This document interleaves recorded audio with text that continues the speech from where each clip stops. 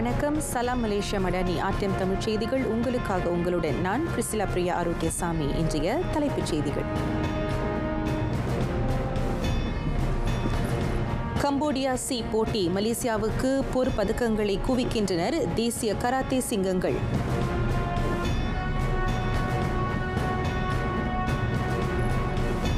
Negeri சம்பிலானில் சமூக பொருளாதார வளர்ச்சியை ஊக்குவிக்க 120 கோடி ரிங்கிட் ஒதுக்கீடு பிரதமர் அறிவிப்பு.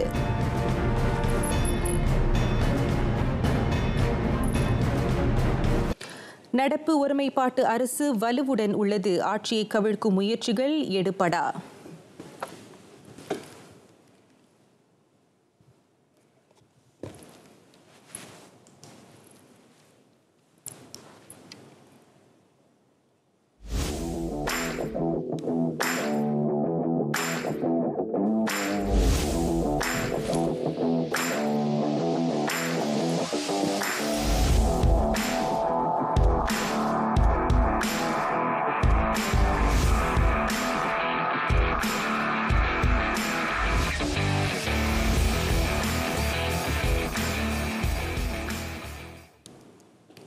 கம்போடியா சி போட்டியில் தொடர்ந்து ஜொலிக்கின்றனர் மலேசிய கராத்தே நட்சத்திரங்கள். இன்று மேலும் 2 தங்கங்கள் நாட்டின் வசமாகின. அந்த பொற்பதக்கங்களை மலேசியாவுக்கு ஈட்டி தந்தவர்கள் ஹெச் சூர்யா சங்கர் மற்றும் ஆர் ஷர்மேந்திரன். போட்டி அதிகாரப்பூர்வமாக தொடக்கம் கண்டு 2வது நாளான இன்று நாட்டின் கராத்தே வீரர்கள் தொடர்ந்து தங்கங்களை குவித்தனர். நாட்டின் இளம் கராத்தே சிங்கமான ஹெச் சூர்யா சங்கர் தனிநபர் ஆடவர் 60 கிலோகிராமுக்கு குறைவான குமித்தே பிரிவில் மலேசியாவுக்கான 3வது தங்கத்தை உறுதி செய்தார். அவர் நடப்பு வெற்றியாளர் இந்தோனேசியாவின் அரி சபுத்ராவை 13-5 என எளிதில் வீழ்த்தினார். கோலாலும்பூர் வாசியான 21 வயது சூர்யா சங்கர் சி விளையாட்டு அரங்கில் கைப்பற்றியிருக்கும் 2வது தங்கம் அதுவாகும். வியட்நாமில் கடந்த ஆண்டு அரங்கேறிய 67 கிலோகிராமுக்கு குறைவான எடைப்பிரிவில் அவர் வாகை சூடியிருந்தார் என்பது குறிப்பிடத்தக்கது. இவ்வேளையில் தனிநபர் ஆடவர் 75 கிலோகிராமுக்கு குறைவான குமித்தே பிரிவில் தன்னை வெல்ல ஆளில்லை என மீண்டும் நிரூபித்துள்ளார் ஆர் ஷர்மேந்திரன். ஜலூர் கமிலாங்கை ஏந்தி செல்பவருமான அவர் 4வது முறையாக அப்பிரிவில் பொற்பதக்கத்தை கைப்பற்றியிருக்கிறார். முன்னதாக ஷர்மேந்திரன் உபசரணை நாட்டைச் சேர்ந்த சொட்பனித்தை 65 என நூடிலையில் வென்றார். கோலாலும்பூர் 2017 சி போட்டியில் ஷர்மேந்திரன் முடுக்கிவிட்ட தங்க வேட்டை கம்போடியா சி விளையாட்டு வரையில் தொடர்கிறது. 120 கோடி ரிங்கிட் நெகிரி சம்பிலானில் சமூக பொருளாதாரத்தை மேம்படுத்துவதற்கு பிரதமர் அறிவித்திருக்கும் மொத்த ஒதுக்கீடு அது. மாநில வளர்ச்சிக்காக கூடுதலாக ஒதுக்கப்பட்டிருக்கும் 100 கோடி ரிங்கிட்டும் அதில் அடங்கும் என டத்துஸ்ரீ அன்வர் இப்ராஹிம் விவரித்தார். நெகிரி சம்பிலானில் இவ்வாண்டு புதிய திட்டங்கள் மேற்கொள்ளப்பட உள்ளது. ஸ்ரம்பானிலிருந்து மத்திய ஸ்ரம்பான் வட்ட சாலை வரைக்கும் சாலை கட்டணத்தை உட்படுத்திய பாதையை நிர்மாணிப்பதும் அந்த திட்டங்களில் அடங்கும். 600 கோடி ரிங்கிட் மதிப்பில் அந்த சாலை நிர்மாணிக்கப்படும். 16 கோடி ரிங்கிட் செலவில் பாடிக்சன் புக்கிட் பெலாண்டோக்கையும் ஸ்லாங்கூர் சுங்கை பிலேக்கையும் இணைக்கும் சாலையிலும் செப்பாங் ஆற்று பாலமும் கட்டப்படவிருப்பதை பிரதமர் சுட்டினார். மாநிலத்தில் சேதமுற்றிருக்கும் பள்ளிகளை சீரமைக்கவும் சிறப்பு கல்வியை வலுப்படுத்துவதற்கும் 28 கோடி ரிங்கிட் ஒதுக்கப்பட்டிருக்கிறது. ஜலபு, ஜம்போல், கொலப்பிலா, பாடிக்சன், ரெம்பாவ், ஸ்ரம்பான், தம்பேன் ஆகிய பகுதிகளில் பாழடைந்த நிலையில் இருக்கும் மருத்துவ கிளினிக்குகளை சீர்படுத்துவதற்கு 58 லட்சம் ரிங்கிட் பகிர்ந்தளிக்கப்பட உள்ளது. ஸ்ரம்பானில் மாநில அரசாங்கத்தின் ஏற்பாட்டிலான மலேசிய மடானி நோன்பு பெருநாள் விருந்தோம்பலில் உரையாற்றிய டத்துஸ்ரீ அன்வார் இவ்விவரங்களை வெளியிட்டார்.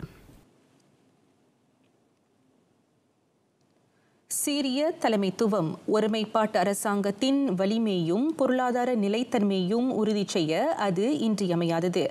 அரசியல் நிலைத்தன்மையும் பொருளாதார இயந்திரமும் நிலை குலைந்தால் மக்களின் வாழ்வியல் பாதிக்கும் என டத்துஸ்ரீ அன்வர் இப்ராஹிம் நினைவுறுத்தினார். நாட்டின் வாகன தயாரிப்பு பெருநிறுவனமான ஜீலியின் தலைவர் தம்மை சந்தித்ததையும் இந்த வட்டாரத்தின் வாகன தயாரிப்பு மையமாக மலேசியாவை உருவாக்க பல கோடி ரிங்கிட் ஒதுக்கீடு அறிவிக்கப்பட்டதையும் பிரதமர் நினைவு கூர்ந்தார். இந்தோனேசியா, பிலிப்பீன்ஸ் முதலான நாடுகளை நாடாது அமேசான் அகப்பக்க நிறுவனமும் மலேசியாவை மையமாக கொண்டு செயல்பட அவாவுறுவதையும் அவர் சுட்டினார். தலைமைத்துவம், அரசியல் நிலைத்தன்மை, வருங்காலம் உள்ளிட்டவற்றில் முதலீட்டாளர்கள் கொண்டுள்ள நம்பிக்கையை அது புலப்படுத்துவதாக அவர் கருத்துரைத்தார். ஆதலால் அரசியல் நிலைத்தன்மை இன்றியமையாதது என்றார் அவர். மேலும் 2 தரவு மையங்கள் மலேசியாவில் நிறுவப்படும் என கூறிய அவர், அது பல்லாயிரக்கணக்கான வேலை வாய்ப்புகளை உருவாக்கும் என்பதையும் கோடிக்காட்டினார். நடப்பு ஒருமைப்பாட்டு அரசாங்கம் மிகுந்த வலுவுடன் திகழ்கிறது. அதனை கவிழ்க்க முயன்றால் அரசு இயந்திரத்தின் அரணாக விளங்கும் அதன் உறுப்பு கட்சிகளின் ஒற்றுமை உணர்வு பன்மடங்காக்கும் என போக்குவரத்து அமைச்சர் ஆந்தனி லோக் சியோ ஃபோக் வலியுறுத்தினார். பிரதமர் டத்தோஸ்ரீ அன்வார் இப்ராஹிம் தலைமையிலான ஒருமைப்பாட்டு அரசாங்கத்துக்கு DAP ஜனநாயக செயல் கட்சி வற்றாத ஆதரவு வழங்கும் என அமைச்சர் தெளிவுபடுத்தினார்.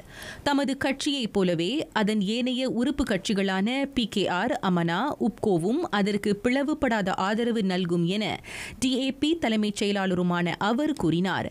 நம்பிக்கை கூட்டணியின் 82 நாடாளுமன்ற உறுப்பினர்களின் கொள்கை உறுதி, தேசிய முன்னணி தலைவர் டத்தோஸ்ரீ டாக்டர் அஹ்மத் ஜஹீடியின் ஒத்துழைப்பு, சரவா கட்சிகள் கூட்டணி, GPS-இன் ஆதரவு நிலைப்பாடு ஆகியவை ஒருமைப்பாட்டு அரசின் வலிமைக்கு சான்று பகர்கிறது. எனவே இப்போதைய அரசுக்கு மாற்றாக புதிய அரசாங்கம் விரைவில் அமையும் என எதிர்க்கட்சிகள் கபட நாடகம் ஆடுவதை ஆந்தனி லோக் சாடினார். மூவாரில் மாநில DAP-யின் ஆண்டு பொதுக்கூட்டத்தை தொடக்கி வைத்த பின்னர் அவர் செய்தியாளர்களிடம் பேசினார். COVID-19 இடர் மதிப்பீடு அடுத்த மாத மத்தியில் மேற்கொள்ளப்படும். அந்த கொள்ளை நோய் அனைத்துலக சுகாதார அவசர நிலையாக இனியும் வகைப்படுத்தப்படாது எனும் உலக சுகாதார நிறுவனத்தின் முடிவை தொடர்ந்து அந்த மதிப்பீடு செய்யப்படுவதாக சுகாதார அமைச்சர் டாக்டர் ஜலிஹா முஸ்தபா விளக்கினார். தொற்று பரவும் இடங்கள் குறித்த வரையறை அடுத்த மாதம் 30ஆம் நாள் முடிவடையும் நிலையில் அது தொடர்பில் முடிவு செய்ய COVID-19 மதிப்பாய்வு மேற்கொள்ளப்படும் என அமைச்சர் கூறினார். மேலும் கொள்ளை நோய் மீதான தொற்று தடுப்பு நெறிகள் குறித்து அரசு முடிவெடுக்கவிருப்பதை அவர் சுட்டினார். அனைத்துலக சுகாதார அவசர நிலையிலிருந்து அது மீட்டுக் கொள்ளப்படினும் இந்த நாட்டில் அந்த நிலையை ஆராய வேண்டியிருக்கிறது. நடைமுறையில் இருக்கும் தொற்று தடுப்பு நெறிகள் தொடர்ந்து நிலைநிறுத்தப்படும் என நுட்ப செயற்குழு நிலையில் பரிந்துரைக்கப்பட்டுள்ளது. பாகோ உயர்கல்வி மையத்தில் சுகாதார வெள்ளை அறிக்கை மீதான கலந்தாய்வு கூட்டத்தில் பங்கேற்ற பின்னர் டாக்டர் ஜலிஹா செய்தியாளர்களை சந்தித்தார். புற நடவடிக்கைகளை மேற்கொள்ள வேண்டாம் என அனைத்து பள்ளிகளும் மீண்டும் அறிவுறுத்தப்படுகின்றன.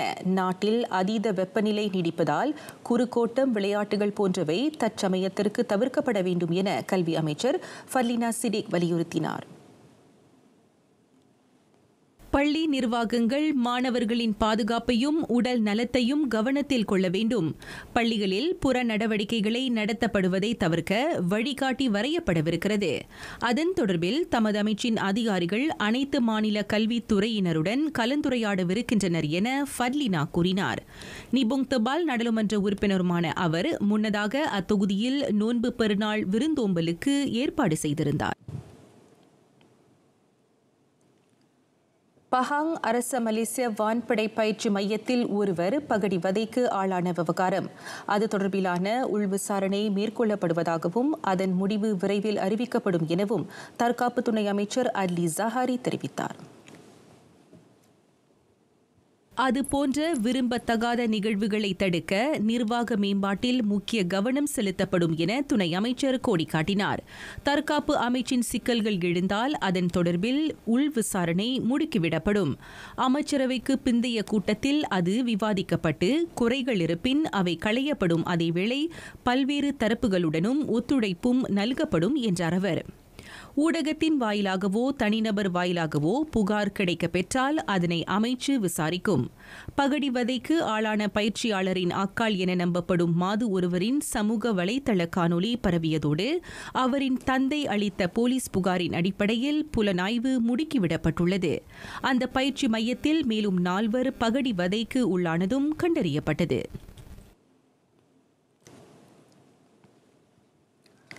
மலேசிய இந்தியர் உருமாற்ற பிரிவு மித்ரா மானியங்களை பகிர்ந்தளிப்பதில் வெளிப்படைத்தன்மை கடைபிடிக்கப்படும். தகுதி உடையோருக்கு அந்த அனுகூலங்கள் சென்றடைய வேண்டும் என்பதில் நடப்பு ஒருமைப்பாட்டு அரசாங்கம் உறுதியாக இருக்கிறது. அந்த விஷயத்தில் ஒருபோதும் தயவு காட்டப்பட மாட்டாது என மித்ரா சிறப்பு பணிக்குழு தலைவர் டத்தோ ரமணன் ராமகிருஷ்ணன் திட்டவட்டமாக கூறுகிறார். இதற்கு முன்னர் மித்ரா நிதியை கையாடல் செய்ததாக ஐயுறப்படும் என சிலர் கைதானதை அவர் சுட்டினார். அந்த நிலையை இனியும் தொடரக்கூடாது என்பதில் டத்தோ ரமணன் உறுதியாக உள்ளார். மித்ரா சிறப்பு பணிக்குழு ஒவ்வொரு முறையும் கூடும்போது SPRM மலேசிய ஊழல் தடுப்பு ஆணையம் மற்றும் உயர்நெறித்துறையை சார்ந்த அதிகாரிகள் அங்கம் வகிக்கின்றனர். எல்லா நம்மளோட மீட்டிங்கு ஒரு SPRM ஆஃபீஸரும் ஒரு இன்டெகிரிட்டி ஆஃபீஸர் இருப்பாங்க. அது ஒன்று. ரெண்டாவது வந்து நம்மளுக்கு கீழே வந்து ஒரு ஜவத்தான் குவாச காசு இருக்குது. அந்த ஜவத்தான் காசில் அவங்கள தான் வந்து இந்த முடிவு இந்த ப்ரோசஸ் எல்லாம் அவங்கள வந்து வெரிஃபை பண்ணுவாங்க, ப்ரோசஸ் பண்ணுவாங்க. அது வந்து chaired by KP Mitra and pengarah மித்ராவோட ஜாபத்தானில். அந்த மீட்டிங்கில் ஒரு SPRM ஆஃபீஸர் ஒரு இன்டெகிரிட்டி ஆஃபீஸர் இருப்பாங்க. So very transparent. மித்ரா உதவித் தொகைகள் இலக்கிடப்படுவோருக்கு விரைந்து சென்றடைய வேண்டும். அதற்கும் சில முன்னெடுப்புகளை மேற்கொண்டிருப்பதாக சுங்கை புலோ நாடாளுமன்ற உறுப்பினருமான டத்தோ ரமணன் குறிப்பிட்டார். 28 மே சாத்திட்டு தான் நம்மளை ப்ரோசஸ் பண்ணுறது இல்லை. இப்போ வரைக்கும் நம்மளை எல்லாம் ஒன்றா நம்ம ப்ரோசஸ் பண்ணிட்டு வரோம். ஸோ 28 நம்மளை அப்ளிகேஷன்லாம் சாத்தி அந்த டைம் தான் நம்மளை எல்லாம் வந்து ஓகே ப்ரோசஸ் எல்லாம் முடிச்சாச்சா. ஸோ தட் டைம் நம்மளை டிசிஷனுக்கு வரோம். எத்தனை கம்பெனிக்கு எத்தனை NGOக்கு நம்ம எவ்வளோ கொடுக்க போகிறோம். மேபி நீங்கள் 300,000 அப்ளை பண்ணியிருக்கலாம். ஆனால் நம்ம வந்து 300,000 கொடுக்க மாட்டோம். Maybe will give you 150,000, maybe 200,000. ஆனால் வச்சுக்கோ நம்மளை வந்து ப்ரீவியஸ் ப்ரோக்ராமில் மித்ராக்கு நீங்களே ஒரு சக்ஸஸ் நல்லா செஞ்சுருக்கீங்கன்னா மேபி அது நம்மளை கன்சிடர் பண்ணிவிட்டு நீங்கள் என்ன கேட்குறீங்க நம்மளுக்கு கொடுப்போம். மித்ரா கீழ் இடம்பெற்றிருக்கும் அனுகூலங்களை அறிந்து கொள்ள விரும்புவோர் திரையில் காணும் அகப்பக்கத்தை வலம் வரும்படி அறிவுறுத்தப்படுகின்றனர். முதலில் மனு செய்வோருக்கு முன்னுரிமை அளிக்கப்படும். இந்திய பாரம்பரிய தொழில் துறைகளான துகில், சிகை அலங்காரம், பொற்கொல்லர் ஆகியவற்றில் நிலவும் ஆள்பற்றாக்குறைக்கு விரைவில் தீர்வு காணப்படும். அந்நிய தொழிலாளர்கள் தெரிவிப்பு முடக்கத்தினால் நாடளாவிய நிலையில் 40 விழுக்காடு இந்திய வணிகங்கள் மூடுவிழா கண்டதாக கோலாலம்பூர் ஸ்லாங்கூர் இந்திய வர்த்தக தொழிலியல் சம்மேளனம் KLCK தலைவர் நிவாஸ் ராகவன் தெரிவித்தார். சம்பந்தப்பட்ட 3 துறைகளில் அந்நிய தொழிலாளர்களின் தேவை குறித்த மனு மனிதவள அமைச்சர் வி சிவகுமாரிடம் முன்வைக்கப்பட்டுள்ளது. அதற்குரிய கவனம் செலுத்தப்படும் என சிவகுமார் உறுதி வழங்கியதாக அவர் சொன்னார். விரைவில் அதற்கான தீர்வு பிறக்கும் என நிவாஸ் ராகவன் நம்புகிறார். டெக்ஸ்டைல்ஸ், பார்பர், கோல்ட்ஸ்மித் இந்த 3 செக்டர்ஸ்க்கும் இப்போ வந்து வாதாடி அந்த 3 செக்டர்